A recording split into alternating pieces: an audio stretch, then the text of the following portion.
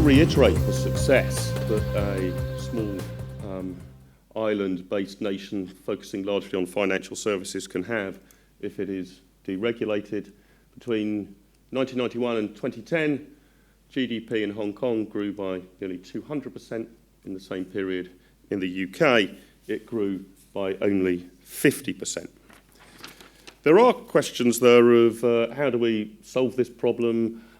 Is it actually a problem that, especially if we're going to tackle debt, isn't there always somebody else who can pay the money for it? We've certainly seen in our political and media narrative in recent months, the bankers caused this crisis, let's hit the bankers hard to pay it back. Apart from the innumeracy of the point about bankers, you could tax every banker's bonus 100%, and even if no banker left the country, you would be absolutely nowhere near curing the hole in our public finances.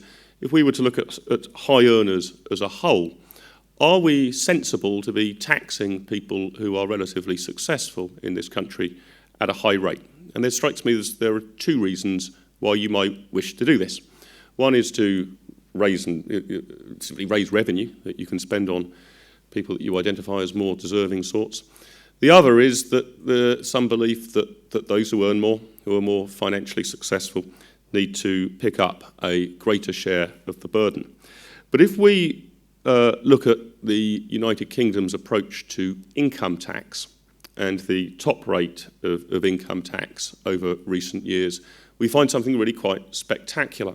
And I'm not measuring here the amount of money raised by income tax. I'm going to measure the relative burden. How much of the proportion of income tax is paid for by the extremely rich or the extremely successful, the moderately successful, and by everybody else. Now, back in the pre-Thatcher era, our top rate of income tax was 83%. There are some cases where you can argue it actually got a lot higher than that, up to 98%, but 83% was the top rate of income tax. And what this graph shows you, the blue wedge towards the top right, that is the contribution to the overall income tax pie that was picked up by the top 1% of earners. The next slice, that rather burgundy section, that's what the next 9% contributed. So the blue and the burgundy put together, that was the contribution as a proportion of the highest earning 10% of the population, and that yellow slice is what the remaining 90% contributed. When we saw the top rate of income tax cut under the Conservative government in the 1980s to 60%, that's actually the change that you get.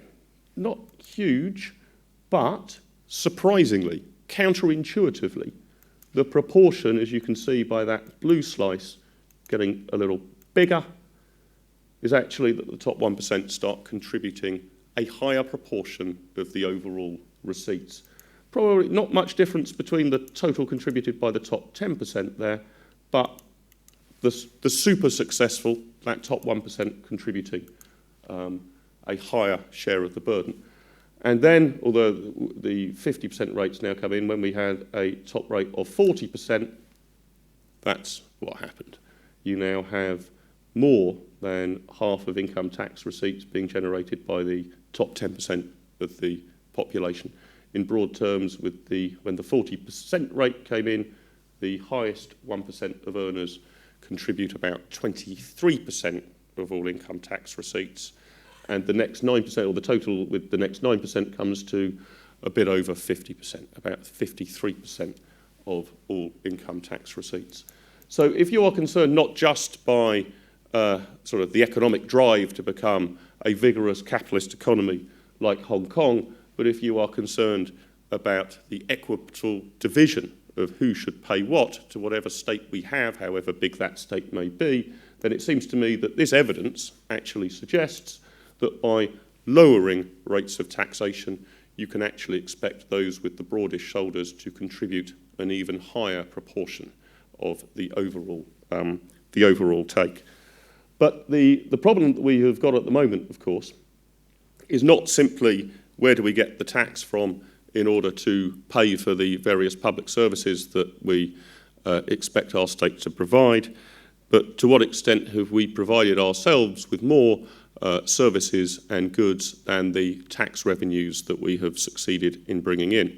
And it's this point where I think we need to have some consideration of the practical realities of, as I said at the outset, the near economic disaster that we have allowed to prevail in the United Kingdom. And I'll use my third and final clip from Martin Durkin's documentary now. This is to measure the scale of debt that the United Kingdom government has built up. For every pound it spends over and above the tax receipts that it brings in, it has to borrow it. It has to be paid down at some point in the future, and that is the overall scale of our national debt, which I believe is dramatically illustrated in Martin Durkin's next clip. 4.8 trillion is a very big number. It's hard to visualize that much money, but that's where the power of television comes in. Just suppose you counted out all that national debt in £50 notes. How high would your stack of 50s be? Bear in mind that a £50 note is very thin. It's officially just 0.11 of a millimetre. That means to get a stack just 1 millimetre high, you need almost £500.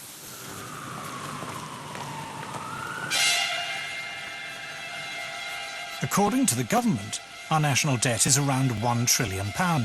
But that figure does not include other hidden debts, like the government's gigantic pension liabilities. The government is relying on future generations to pick up the tab for the public sector and state pensions of people working today. When these hidden liabilities are added, government debt rises to 4.8 trillion.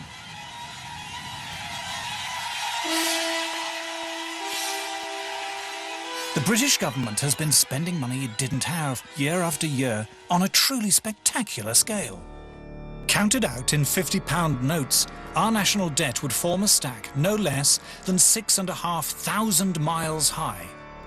Or to put it another way, if we sold all the houses and flats in the whole of the UK, we would still be the best part of £1 trillion short of paying back our debt.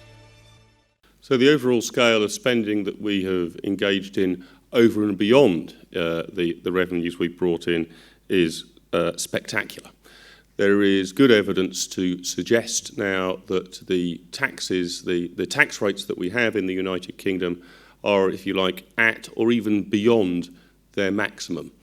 Art Laffer's famous Laffer curve, I'm sure, will be known to most of you. It is difficult to apply it to each and every tax in the United Kingdom, but the concept went something like this: if your tax on something, let's say work, is 0%, then your tax revenues will be 0. If your tax rate is 100%, your tax revenues will also be 0 because nobody will work. So somewhere between 0 and 100% is the optimal level of tax if your aim is to maximise government revenue. And I think that the slides I showed you, albeit only on the top rate of income tax, and there are many different taxes than that, that's not anything like a majority of the income that comes in, shows that in many ways we may actually now be on the wrong side of the Laffer curve. We may actually be taxing people at a rate so high that our receipts are not even maximised. But if we assume that the government's got it bang on right and our receipts are maximised, that increasing taxes further would see diminishing revenues, then we have this colossal debt and deficit problem. The debt being what Martin Durkin highlights there. That includes in it, to be frank and clear about it, because Durkin is trying to explain this in a shocking and rather polemical fashion. In roundabout terms, £1 trillion is the official national debt, but you have to, on any sensible analysis, build in the liabilities that we have and we will have to pay out. For example, to those in the public sector who have pensions that are guaranteed based on their final salary scheme. So once you start making judgments about how long the average public sector worker will live, what their life expectancy is, then you can have an idea of what our ongoing liability is. And £5 trillion, this doesn't actually include the banks in it, seems to be considered widely to be a fair figure. In roundabout terms, that's £80,000 for every man, woman and child in the United Kingdom. So given that taxation is at the max, given that we have already decided to transfer £5 trillion of expenditure that we've spent on us to those people who are not yet of voting age, indeed to a large number of people who have been neither born nor conceived yet, you might understand the context in which the coalition is seeking to cut back on public spending. But again, despite the sound and fury that we've had in politics and in the media about it, the coalition's cuts are pretty modest. In real terms, if that total pie represents what the government was spending when the coalition government took office, then that small burgundy piece is the amount that is being cut, about 3.5% in real terms. That's based on a number of different predictions, not the IEA's, I hasten to add. You do have to factor in a range of projections on inflation and the like, but it won't be much out, about 3.5%. Put another way, for every pound the government is spending today, it will still be spending in real terms about 97 pence at the end of this Parliament. It is cutting expenditure overall by about 0.7% a year. So I think that we face a difficult and a challenging decision, and indeed a choice. We have, in my view, not just the risks associated with a sovereign debt crisis that we are close to seeing being played out on the streets of Athens and potentially affecting other countries as well, where there is a moral problem, I believe a moral outrage about the amount of money that generations of voting age have spent on themselves, expecting the bill to be picked up by their children. We have seen the size of the public sector grow to near on 50%, one of the high peaks around about now, dwarfed admittedly by World War I and World War II, but I think we can count those as exceptions. We have a taxation system at its max, and we have what are, frankly, the mildest possible cuts that are barely worth the name. Now, I should say that that pie does not tell the entire story. One of the reasons that there won't be as much to spend on goods and services in 5 years' time is our debt repayments increase substantially. And of course, the government has decided, for their own reasons or for political reasons, to treat different departments and different fields of expenditure in different ways. So it is not as if every single piece of government spending in the United Kingdom is being cut by 3.5%. International aid, for example, will increase in real terms. The National Health Service will increase in real terms. Some departments and areas of expenditure, usually the smaller ones, are actually finding cuts of around 20 or 25%. Those are real and meaningful. But in terms of the overall budget and the overall profit and loss, the balance sheet at the end of it, that is the sum total of what the coalition is doing. I think we need to make a much bolder choice and embrace the reality of the success that has happened in those countries that have gone down the most free market route since the Second World War.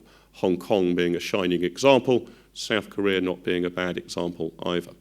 In those countries, we see the proportion of government expenditure at somewhere around the 25% level of GDP, not the 45% level that we have allowed it to get to in the United Kingdom.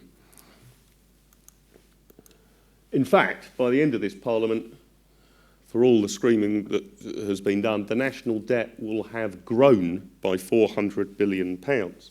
It is not the debt that the coalition government are paying down, it is the deficit. An analogy would be if you are irresponsibly going out and spending on your credit card in the shops of London every Saturday more than you are earning, what the coalition government is effectively doing in terms of its fiscal discipline is to say, well, keep going out and spending more than you are earning every Saturday, but rather than spending £500 more than you're earning this Saturday, only spend £400 more than you're earning next, or £300 more than you are earning next. And by 5 or 6 Saturdays' time, maybe we'll have got you back to actually spending what you are bringing in. So over the course of the Parliament, by the end of it is the Chancellor Exchequer's hope that the books will balance for the final year of the coalition government. They will only spend what they have brought in. But in the years leading up to the next election, 400 billion will have been added to the colossal figure that Martin Durkin outlined for you. The UK in fiscal freedom, in terms of the size of the state, 129th according to the Heritage Index, 156th in terms of public spending, 93rd in monetary freedom, 56th in labour freedom. This is not one of the more free market capitalist countries in the world anymore, at least not on those metrics. Hong Kong now, as I had said, basically a third richer again than we are, having been us being 3 times as rich as Hong Kong in the immediate aftermath of the Second World War.